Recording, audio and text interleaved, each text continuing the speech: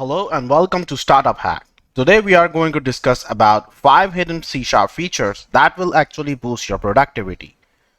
If you want to learn a new language, start from the basics, get familiar with the code syntax, code grammar, how to write statements, if, for, switch, classes, interfaces. But every programming language has its own set of hidden features, little shortcuts, and cool operators that can save your time and lines of code.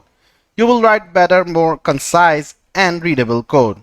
In this video, I will show you 5 features of C# that you probably didn't know existed. So let's not waste any more time and let's get it started with the features.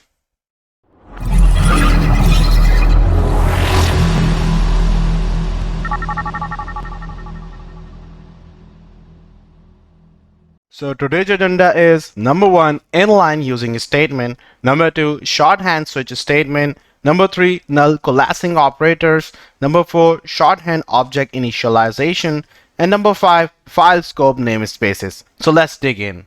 Do you want to earn $100,000 a year? Do you want to become a software developer within just 3 months? With our amazing course and awesome tutors, you never have to worry about getting stuck. We help students to learn skills that companies want to hire. We are Startup Hack. Don't forget to subscribe our channel. So let's get started.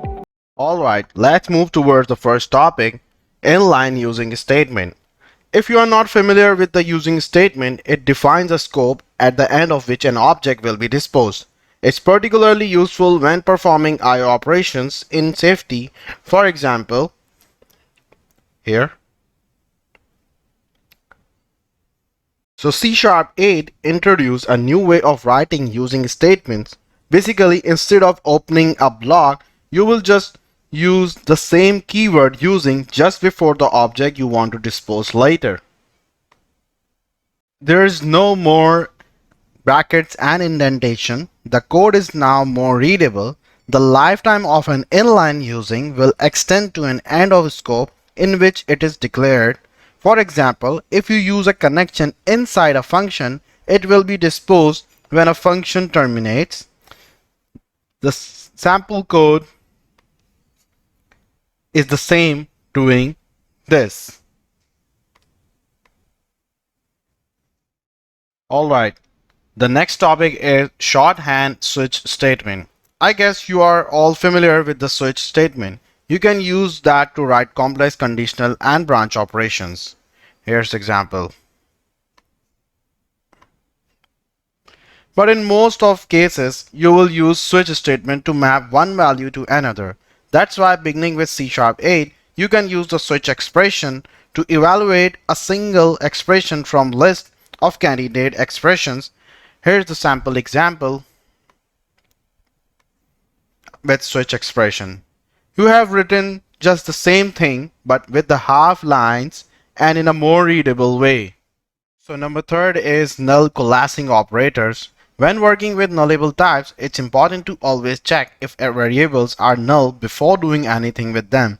And I'm sure most of you and myself have always relied on if statement for that. So here's the example. And now there's a better way. The question mark operator, null coalescing operator, returns a value of its left hand operand if it isn't null. Otherwise, it evaluates the right hand operand and returns its result. Let's show this in action, which is this. Easy, right?